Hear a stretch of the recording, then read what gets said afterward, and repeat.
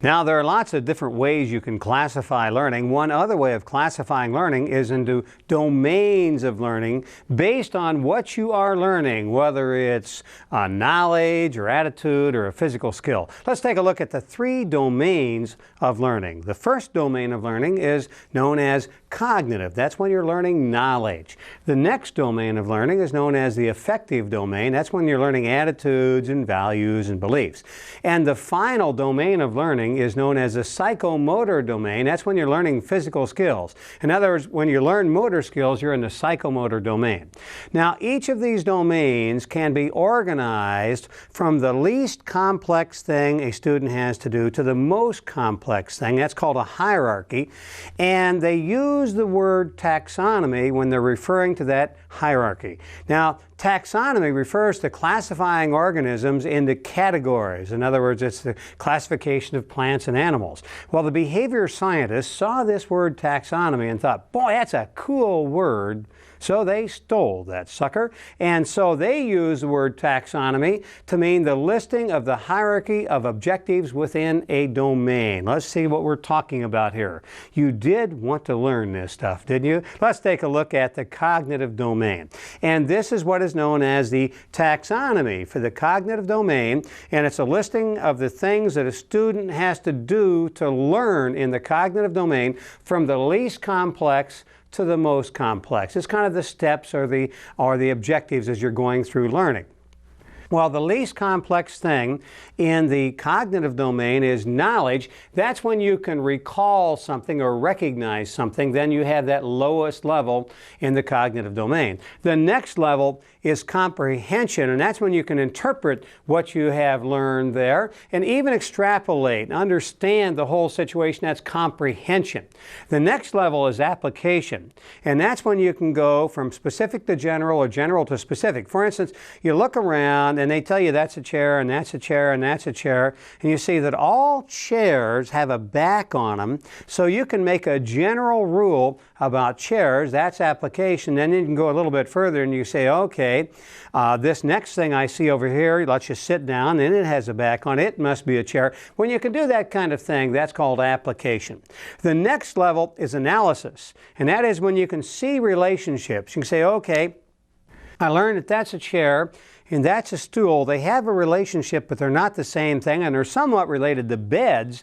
Well, that's called analysis, when you can see those kinds of relationships. The next level is synthesis, and that is when you can create new relationships. You begin to make rules and see these rules and see how they all relate to each other. How do beds relate to chairs, and what kind of relationships do they have? That's synthesis.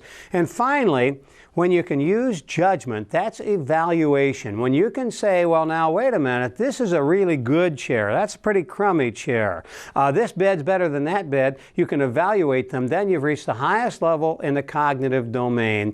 And that's when you can use judgment, and that's evaluation. So this is the taxonomy for the cognitive domain. Now let's take a look at the taxonomy for the affective domain. The affective domain is when you remember you're learning values or beliefs. So let's take a look at that. The affective domain, first of all, you're in the receiving mode. You're willing to pay attention. That's the least complex thing when you're learning in the affective domain. The next thing is that you've taken in this information or this kind of value, and you're responding to it. You're changing your belief and you're responding to it. It's changing your behavior. You're doing it voluntarily and you're complying with it. That's the responding level in the affective domain. The next level up is valuing, and that's when you finally said, I accept that. It's part of me. It's in my value system. You've reached the next level in the affective domain. Finally, when you've organized this and rearranged your value system to completely incorporate it, and you've organized your values, you've reached the organization level of the affective domain. And finally, when you've taken this belief or this value and have incorporated it into your character, that's the characterization level of the affective domain. It's become part of your character. So the most complex outcome of the affective domain is characterization, which means you incorporate this new value into your life. You know, there's hardly anything in life more fun and more challenging than landing a tail dragger. How about this open cockpit tail dragger? You think this guy's working on his skills in the psychomotor domain? I think so. So let's take a look at the taxonomy for the psychomotor domain. And once again, we're going from least complex to most complex. The first thing you work on in the psychomotor domain is perception, and that is having stimuli come in and affect your senses. Then, when you relate to those and kind of make them know about them and they become cues to you, you have reached the level of set. And when you can perform somewhat in the psychomotor domain, you've reached the guided response level. But when you can perform simple tasks well, then you've reached the mechanism level. And then finally, or next in this level, you get to the complex overt response level. Overt means acting out, and that's the level at which you can do a skilled performance of complex tasks. And when you've reached the adaptation level, then you can modify for special problems. Let's assume you're coming into land and there's an obstacle. You have to do it a little differently this time. When you can do that successfully, you're at the adaptation level. And finally, when you can try new ways of doing it on your own, you've reached the origination level, and that's the highest level. You can develop new patterns of doing things. You have creativity, and that's the highest level.